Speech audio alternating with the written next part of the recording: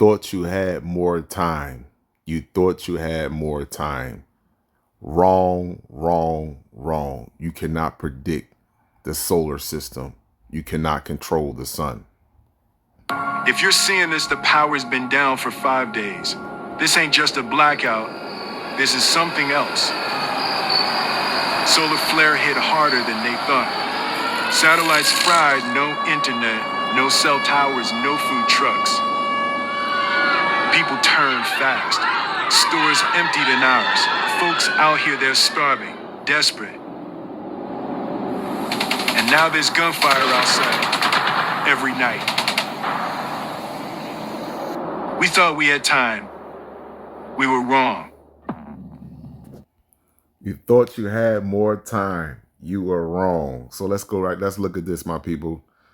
This is the last 24 hours, June 2nd, 2025 on this Gregorian calendar. This is the last 24 hours of the Magnetos pulse, the dome, the interaction between the dome, the Magnetos pulse, the sun, and Earth.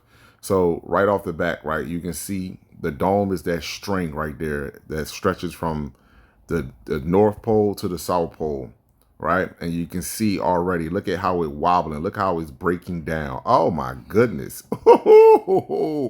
Wow, look at that there. Earth is in the middle. The white side is the daytime side. The black is the nighttime side. So the white side, the sun would be over here. Let's just say the sun is over here. I don't have my pointer no more. It broke. So, and that sun is sending cosmic particles and energy that you see that is pressing against the dome. More importantly, UVA, UVB, and UVC radiation. UVC radiation used to dissipate when it would hit the ozone, the dome, the ozone layer, and it would never reach ground level. However, UVC radiation is now ground level. And if you look at this dome and look at this, look at how it's wobbling, and they froze it too with that image right there. So they skipped some time there. So I suspect that that's where the most radiation, where the dome was probably completely gone.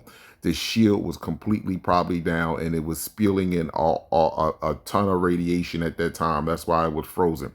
And look at how it shrinks all the way down. Look at the colors. Purple is in there. Purple is now on the ground. You can see purple when the sun rises and the sun is setting, especially when it rains. You can see the different colors in the sky now. You can see the square that Earth is in.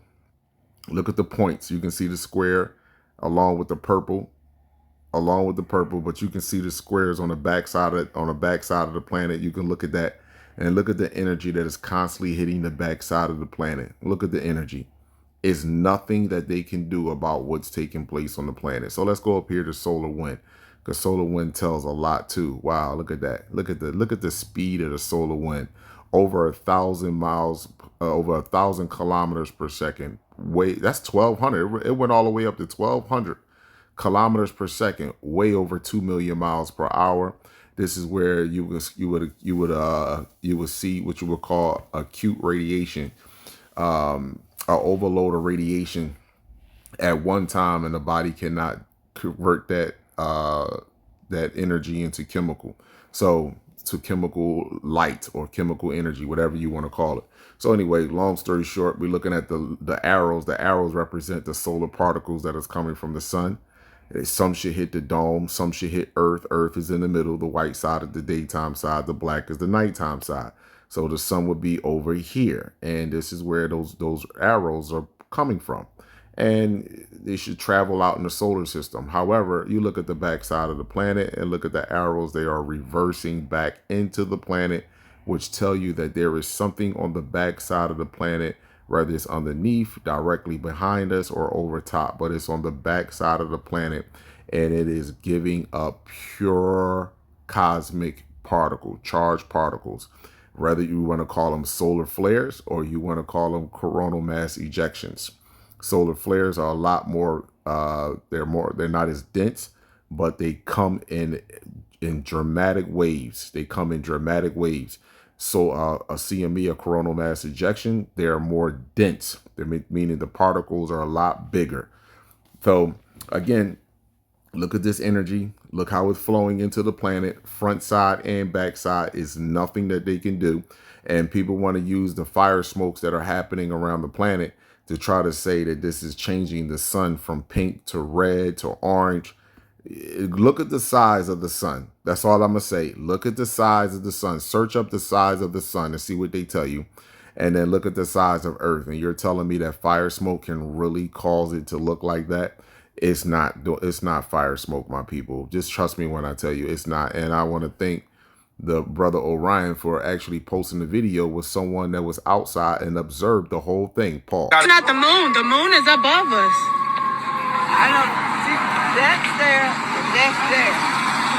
And that's not the sun. That can't be the sun because the sunset is over there. That's a planet. That's a planet. That's a planet. The sunset is over there. Mommy, that's a planet. And the moon is up here. So that must be a planet. The moon is above us. I don't see that's there. So pause. The sunset in one side, the moon is the sunset to the left. This object is to the right of facing the sun, and the moon is above her head. And they want to use fire smoke. This is what Mr. MB33 and his subscribers, the subscribers that are sending in the images don't believe that. Not all of them anyway. But they want to use, he want to talk about smoke is changing the color and the diameter of the sun. That's virtually impossible. Look at the size of the sun in the solar system compared to Earth. Smoke in one small area, that little bit of smoke is not going to do this. Just so that you know that. This is happening at an accelerating rate, and it's nothing that they can do about it.